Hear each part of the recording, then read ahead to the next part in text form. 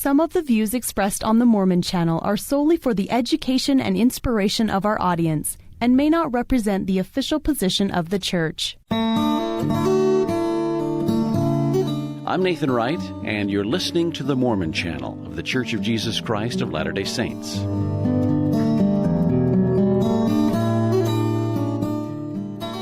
Originally intended as a governor's mansion, the Beehive House served for years as the personal residence of Brigham Young and his family, a few ensuing church presidents, and still stands today as a museum showing visitors how the Young family lived in the mid to late 1800s. And joining me today on Legacy are our long-standing friends, Chad Orden and Emily Yett, both historians who work closely with church historic sites. Chad and Emily, welcome back to Legacy. Thank you. It's good to be here.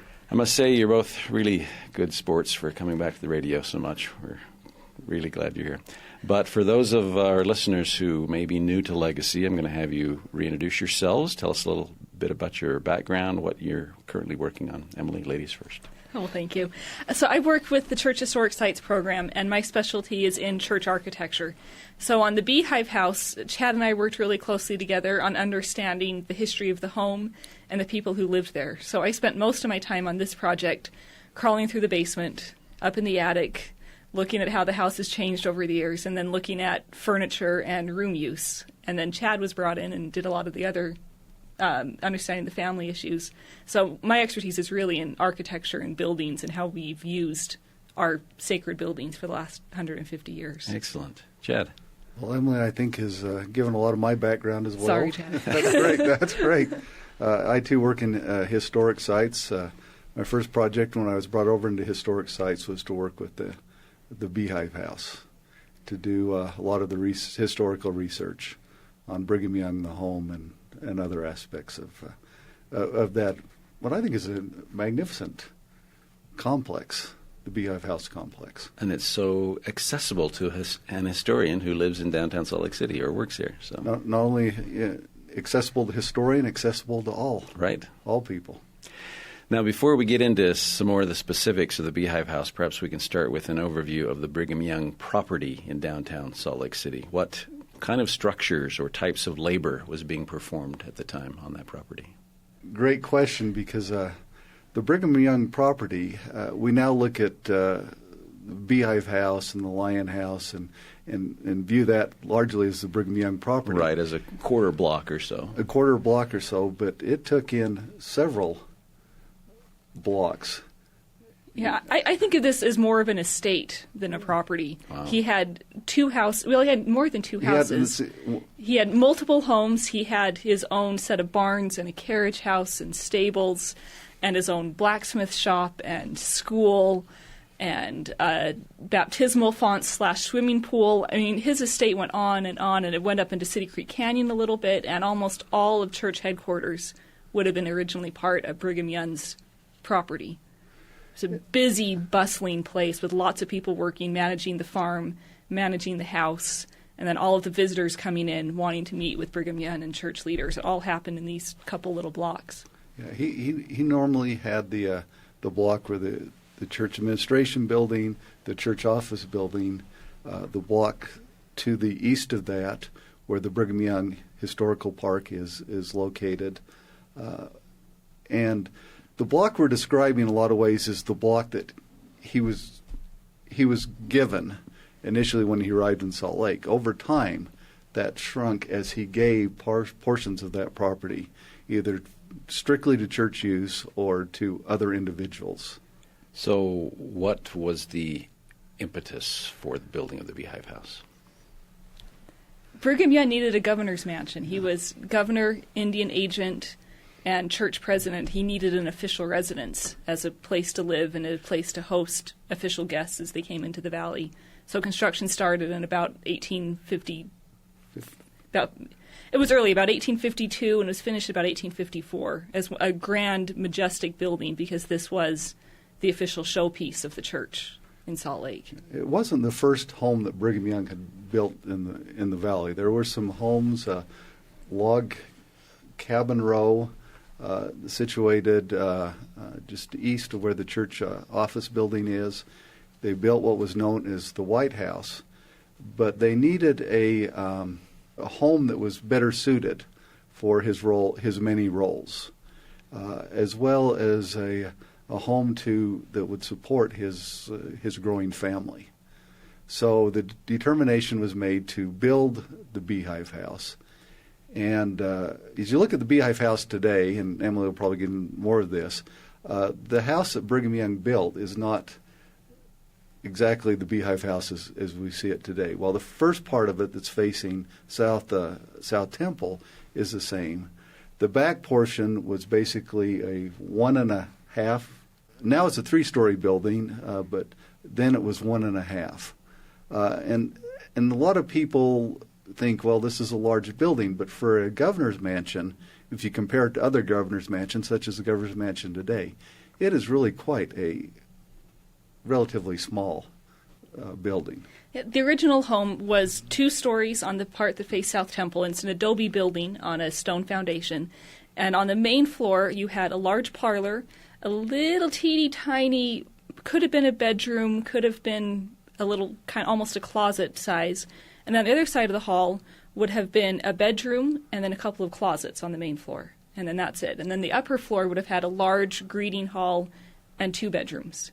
And then the back half of the home, which was eventually torn down, had a kitchen, a dining room for all of the hired hands that lived on the property, and then a sleeping loft above for anyone who needed a place to sleep. So you had maybe 10 people living in this home, which really wouldn't have been a big house when you start actually looking at the numbers.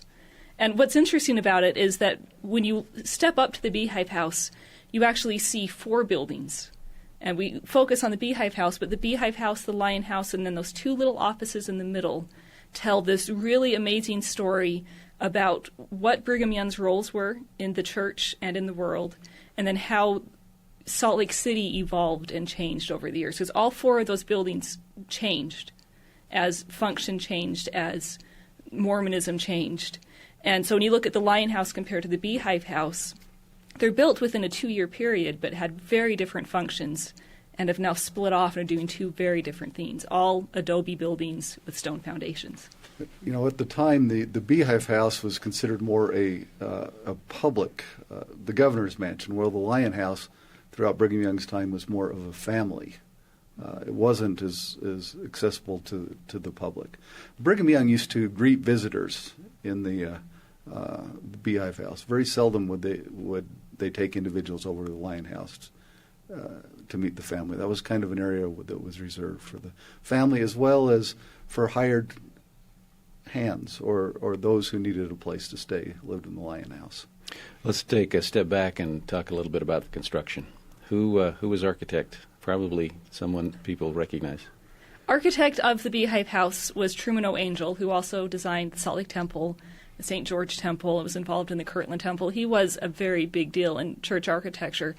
And Brigham Young and Truman O. Angell were actually brother-in-laws and worked really closely together in a lot of buildings. And so I think it's interesting as you go through the building to wonder where Truman's designs ended and Brigham's designs began. Because he was a carpenter. Brigham Young's a carpenter, and he couldn't leave the building alone. If you actually look at the Lion House, on the dormer windows, there's a little Y in all those window frames, which is not needed structurally, but Brigham Young had put in because he's a carpenter and a window maker, and he just can't leave those guys alone to build on their own.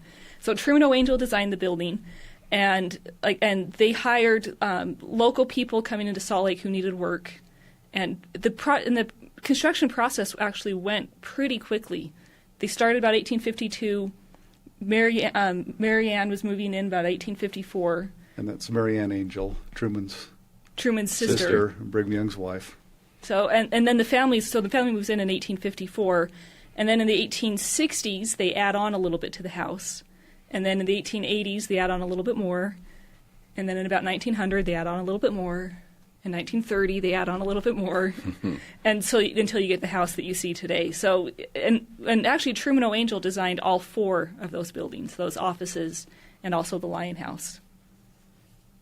So, the beehive symbol is known in the Mormon Church because of the Deseret bee in the Book of Mormon.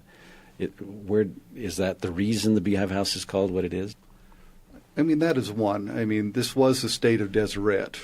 You know, originally, that was what they petitioned to become. So yes, and eventually Congress created the state of Utah in its place rather than the state of Deseret. And so the Beehive House is symbolic of the that this was the governor's mansion of this state of Deseret. One of the things that I think, as I've studied Brigham, I appreciate about the Beehive is that we, on the state flag of Utah, they have the beehive, and underneath this industry. And I think that is true. Brigham Young desired everyone to be actively involved. Emily talked about giving individuals work when they didn't have work. But I think as much as industry, the beehive represented, if you look in a beehive, every single bee has a different function within the hive. They're all working together for the good of the beehive. And I think that was one of the ideas that Brigham Young was trying to put forth. And I think in the community, and I think the Beehive House kind of represents that ideal as well. Plus, the Beehive House has a beehive on top of the building. On the roof, there's a cupola, which had had 4 doors leading into it, and then on top of that is an actual beehive. It was wood originally, and it's had to be replaced a couple times because the weathering kind of gets to it. And Brigham's daughter Clarissa remembers that it was painted bright yellow originally, and it's a little more white now. But that physically there was a beehive on top of this house, on top of a governor's mansion. I think is a really interesting thing, talking about that symbolic use of the beehive. Then instead of an eagle or some other national symbol, they chose the great symbol of Mormonism for the top of his house.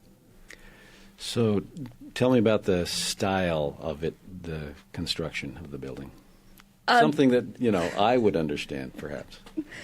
So as you look at the Beehive House and the Lion House, architecture tells you something about the function of a building. So the Beehive House was built in the Greek Revival style, which is kind of the style of democracy, the style of public buildings. A lot of banks and libraries and the state capitol, and a lot of those buildings are built in kind of a similar style, evoking the idea of democracy and equality and government and an open interchange between people. And then the Lion House is built in more of a Gothic Revival style. And Gothic Revival is supposed to remind you of the great medieval churches. And that is supposed to tell you that the family that lives in this home is a religious family. And this is a family that prays together and reads the scriptures together. And so as you walked up to these 2 buildings, you could see one of these is a family home and one of these is a public home, without even knowing which one is, without knowing anything about the family or how they were constructed or anything. You could tell which building you needed to go into for a certain purpose.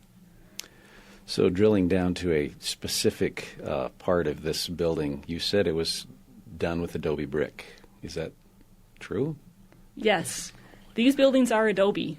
Most people wouldn't believe that looking at them now. And adobe is basically you take mud and put it out in the yard and dry it in the shape of bricks, and then put the bricks up, and then you stucco over it because the stucco helps keep the moisture out. And both the Beehive House and Lion House have most of their adobes are still in those walls, still handcrafted pioneer adobe. And you go into the Beehive House, they have a little cutout on the second floor near the front door, and you can see a little section of that adobe and what those bricks look like. Excellent. And it was not only these houses were built out of adobe, but most of the early pioneer houses were built out of adobe. It was easy to obtain. There was also a concern on the part of Brigham Young that if they, they looked nicer than, say, a log cabin. They were easy to put up. They were cheaper to heat and cool than some of the other building material. But Brigham was always kind of a practical man. And on one occasion, he stressed this need for fear that if they kept building out of wood, they may use the limited resources that were in the mountains around here. So there are a lot of reasons why the Saints build out of adobe. And this actually makes this building really significant for Utah because adobe doesn't hold up well. You can imagine dried mud after 150 years often starts falling apart. So not only is the Beehive House a really significant building for the church, it is also one of the earliest adobe buildings still standing in the state of Utah, which makes it one of the earliest adobe buildings in this part of the country. And that significance also, to understand how people built buildings in the 1850s, is something we don't often think about. When we were underneath the Beehive House going around, they still have some of the old adobe bricks that are accessible there, and they were pretty strong. Mm-hmm. This is Legacy on the Mormon Channel. We're talking today with Emily and Chad Orton about the Beehive House found in downtown Salt Lake City, Utah, longtime residence of Church President Brigham Young. I'm Nathan Wright. So let's talk about perhaps day-to-day life of the Young family in the Beehive House. One of the things that was somewhat of a challenge is that in doing this is that Brigham Young was rather private with regards to his family. So we do have some idea what life was like, but there's a lot more that I think we all wish we knew about this aspect of it. One of the things that I love about the Lion House, the Beehive House, and is and Emily mentioned it, the religious devotion of the family. The family every day, Brigham Young tried to hold a devotional with his family every night at 6:30. The ideal, I mean, it's an early predecessor of our family home evening. The ideal was not always realized. One of my favorite letters Brigham Young wrote was to his family, reminding them the importance of giving due devotion to this nightly prayer, nightly opportunity to meet as a family, to discuss concerns, to enjoy each other's companies, to be taught the gospel. We do know that there were a number of people within who lived within the complex, and they would eat together, common meals in a dining room that is now down on the main floor. Is it the basement? Depends which side you enter. Of the Lion House. Of the Lion House, where they would get together, and 30, 40, 50 people would not be uncommon to be there for the meals each day. Not all of those most of those were part of Brigham Young's family, but they also had others that would come in and eat. Again, it goes back to this idea of beehive. Everyone seemed to have a particular assignment that they were responsible for. Yeah. Each wife was given responsibility that she was good at. So one of Brigham Young's wives that the family called Aunt Twist was apparently a master cook and managed the kitchen. So her job for the family was to make sure that everybody was fed every day at the Lion House. And then another wife was a very good hostess, and so she was put in charge of the Beehive House to make sure that that home was being managed appropriately. And another wife was an excellent school teacher, so she was made the school teacher for all the children. And they would just share duties and pass things around and really work well together. And what's really interesting is this family didn't really talk much about how all those inner workings of who did what and how it all happened, but it worked. And another interesting thing is that Brigham really encouraged education for his children. So like I said earlier, he had a schoolhouse built on his property. So all of his children attended school every day. And then often they were put out and helped work on the farms that Brigham Young owned. One of his sons wanted to drop out of school, and so his father put him in charge of driving the mule on the farm. And then that lasted about 2 weeks, and he was back at school because he realized he didn't want to be a mule driver the rest of his life. You mentioned that there were lots of visitors who came through the Beehive House. Do we know who some of these visitors may have been? Well, there were folks that came a lot. Heber J. Grant apparently was a fairly common visitor to the Beehive and Lion Houses as a young man. He remembers, as a kid, attending family prayer with the family. And so there were neighborhood kids passing through all the time.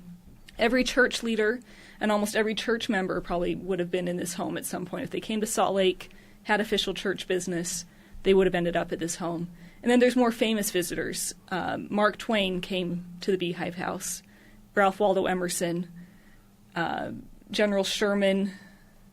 I'm trying to think all these people that came through. We have a list somewhere. Tom Thumb came through the Beehive House and had dinner with the family.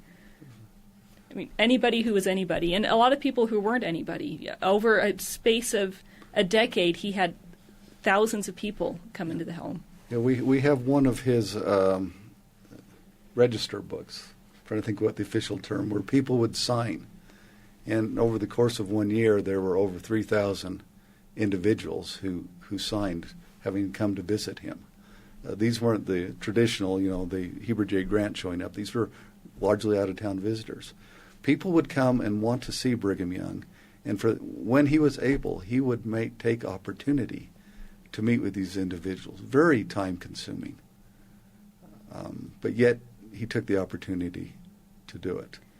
And Emily said, most people would be there. The reception hall on the second floor, there were dances, dinners, other events that were given there in that home. And a lot of the younger people in the valley would remember going to some of these events and enjoying being there with the prophet. He also remembered that Brigham had a very large family and a lot of teenagers. We talk sometimes about the Big Ten. He had 10 teenage girls, all about the same age. So you can imagine the party scene that would have been going on at this home most of the time, with all of these sons and daughters and all of their friends coming into the house and wanting to just visit in the home, and then all of the out-of-town visitors curious about Mormons wanting to come to the home, and then all the official church guests. This was a busy, busy place every single day of the year. There were those who would remember there was a choir that used to come in from out of town for every general conference, and they would talk about every single time they came in, they would stay in the Beehive House. One of the stories, and as Emily was talking about the Big Ten, one of my favorite stories that takes place with Brigham Young regards his daughters at dating age.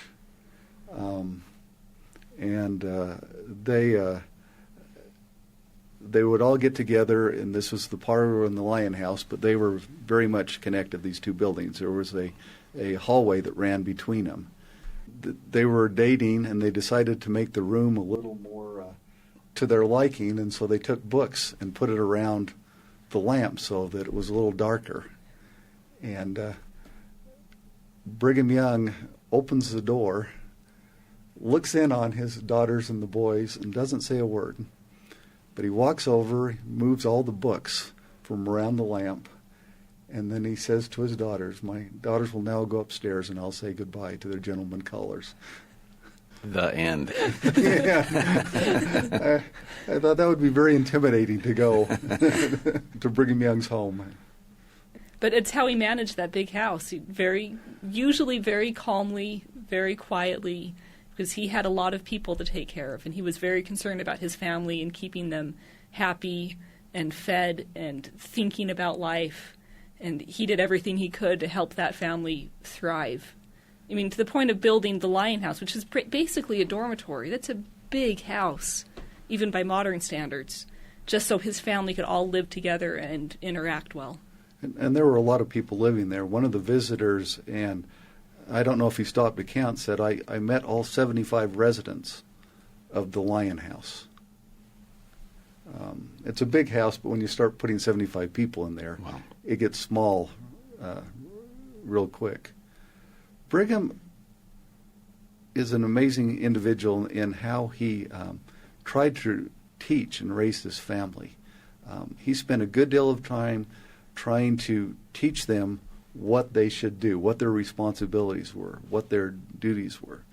The kids recall him very seldom raising his voice, very seldom, if ever, corporal punishment, that he preferred to teach and to train rather than discipline or raise them in other manners.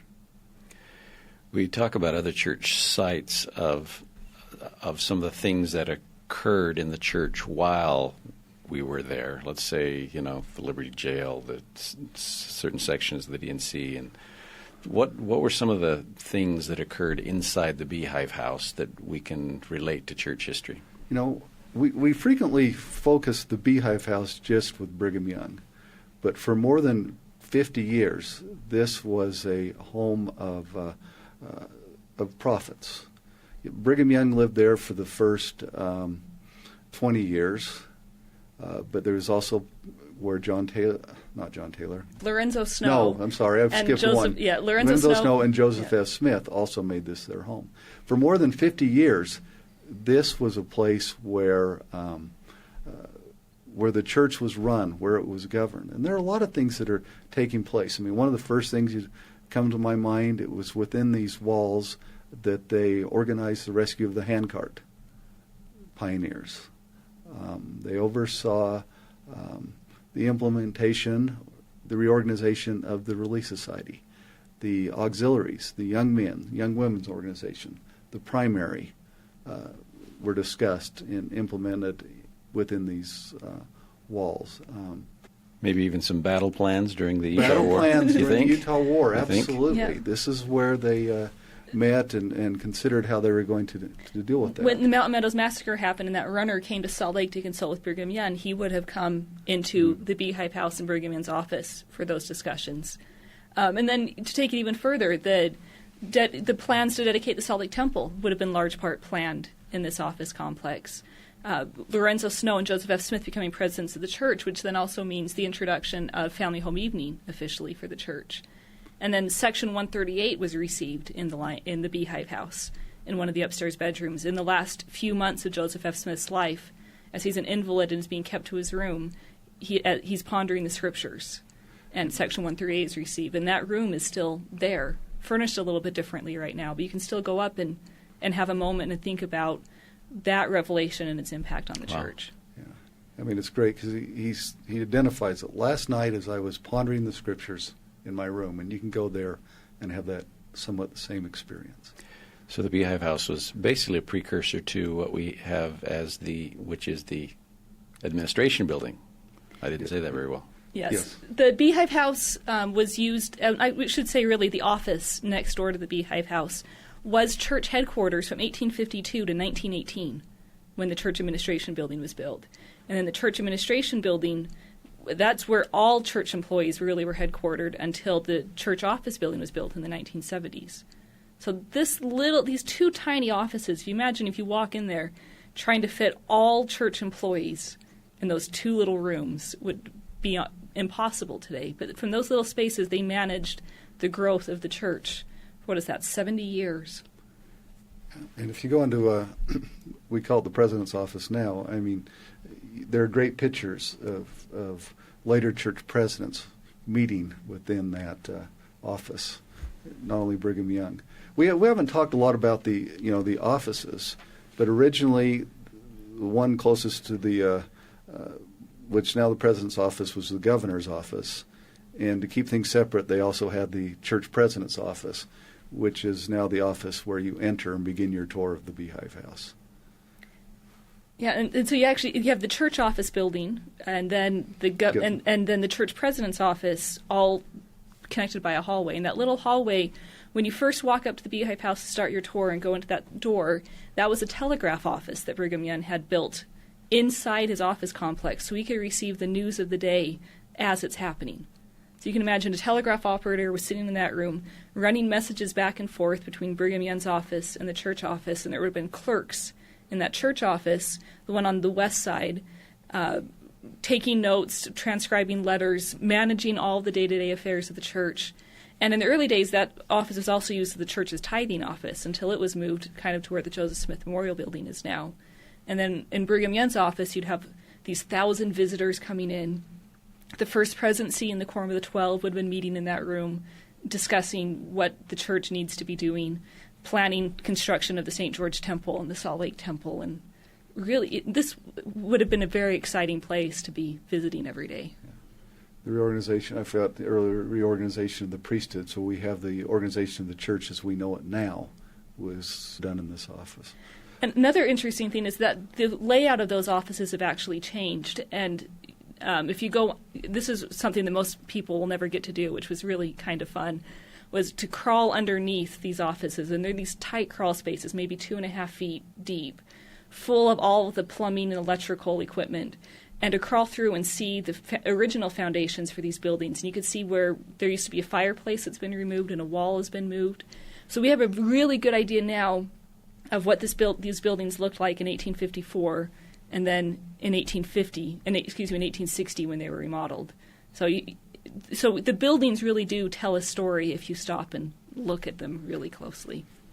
And it's been about 2 years ago, we, as part of the work in historic sites, we've tried to make the Beehive House look a little more like it was when, as an office, when Brigham Young was there. Many people may have gone years ago and they remember that there were benches in what is now considered the president's office.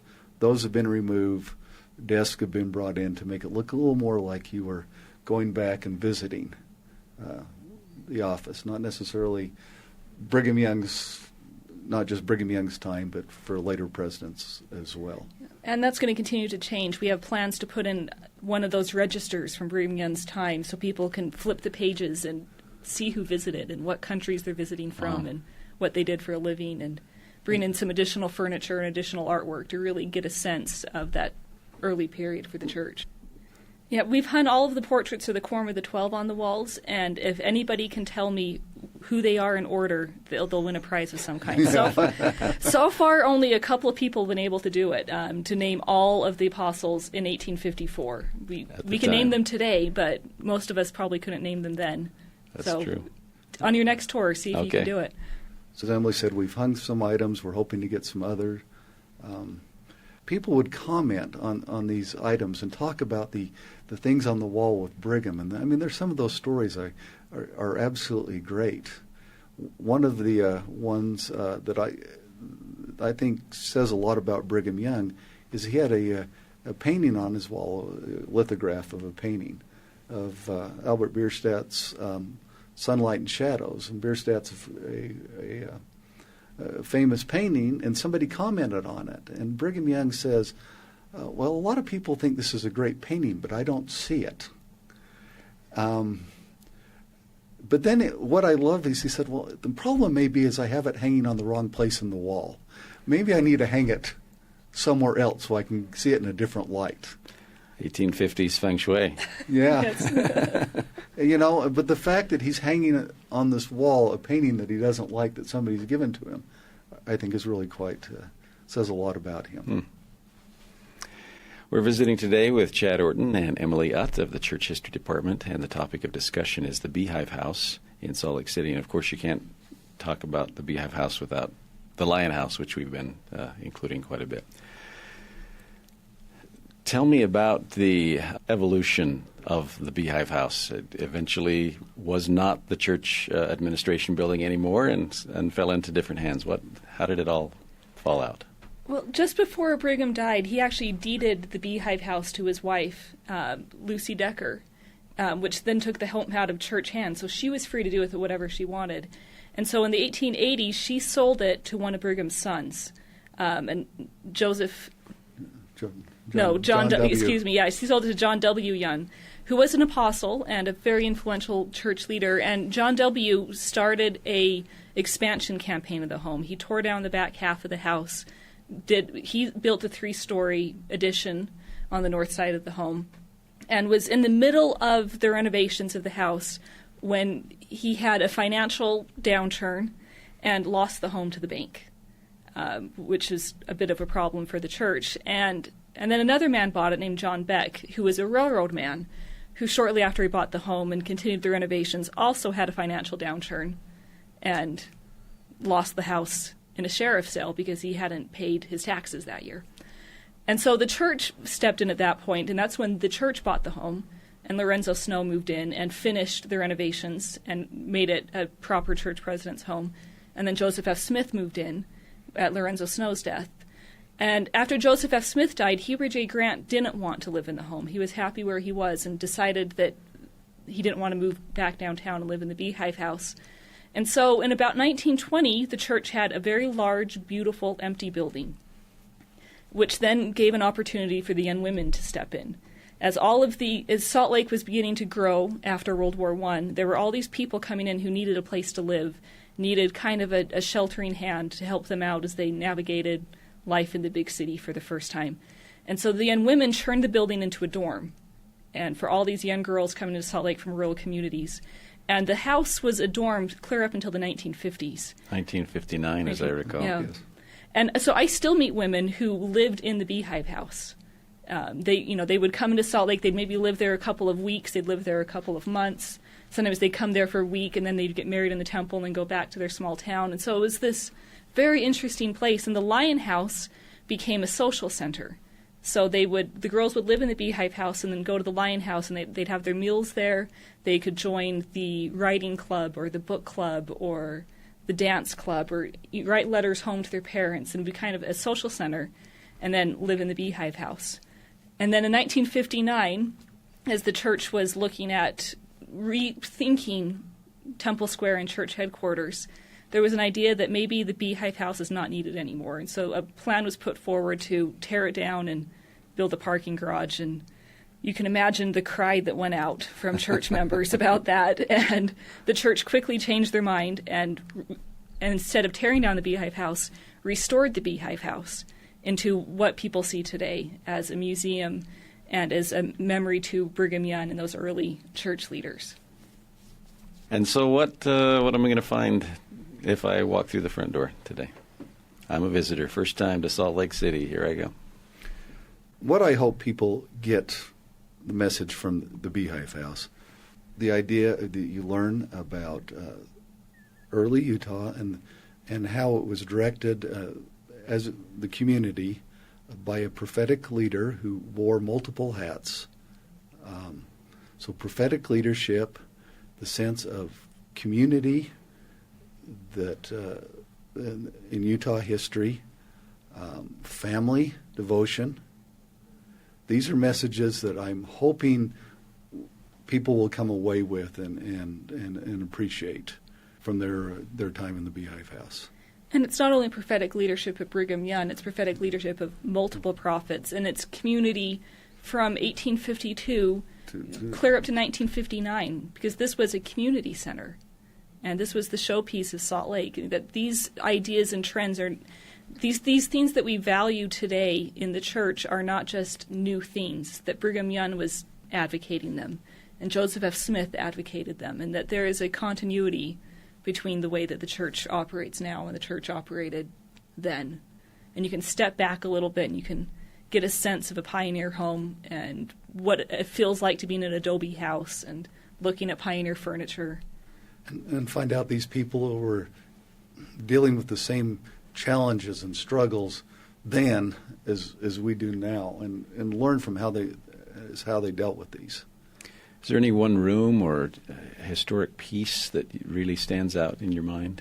One of the things I love about the home is you get a chance to see some, not just one room, but the early craftsmanship and the pride that these saints took in building this home. You know, throughout the home, it's made of pine, but they have painted the wood so it looked like bird's eye marble. Looks like oak. The skills of the pioneers are still on display there.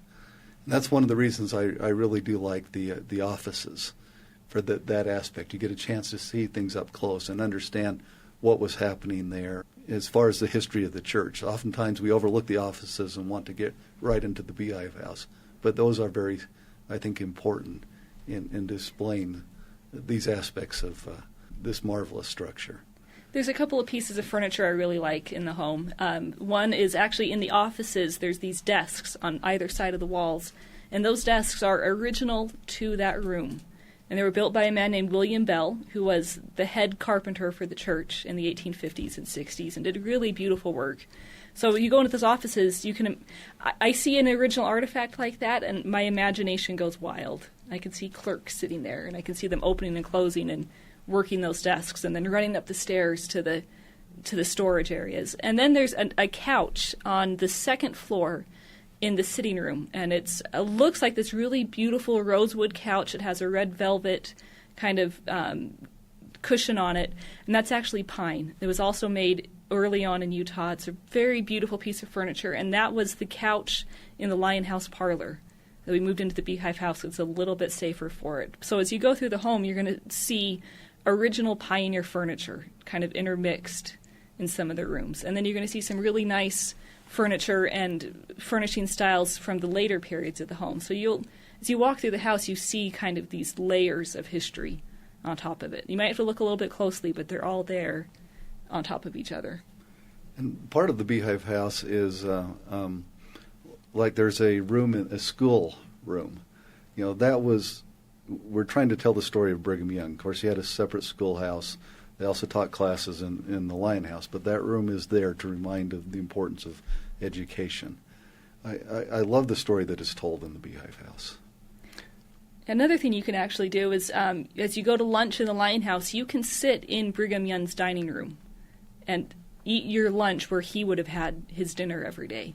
And that's kind of a fun thing. You can have your lunch in his kitchen and try to imagine those spaces a little bit. So Lion House and Beehive House, I think, both work together well to explain and show how people lived. And you can sit and stand in the places where these people sat and stood. And you don't really get to do that much in Utah and in the country. And if you go up one floor, there's still the parlor. There's things you can look at that are, they've been changed somewhat, but you get the idea, reminded of this early pioneer. Any other insights from having been able to crawl around the attic and the basement and where nobody else can go, Emily? The other thing that we learned about Brigham Young and his carpenters and masons, all the people that worked on this building, is that Brigham built this building stronger than he needed to. The foundations on this thing are big and thick. They're 3 or 4 feet across foundation stones, which you don't need for an adobe building. 2 feet probably would have done it.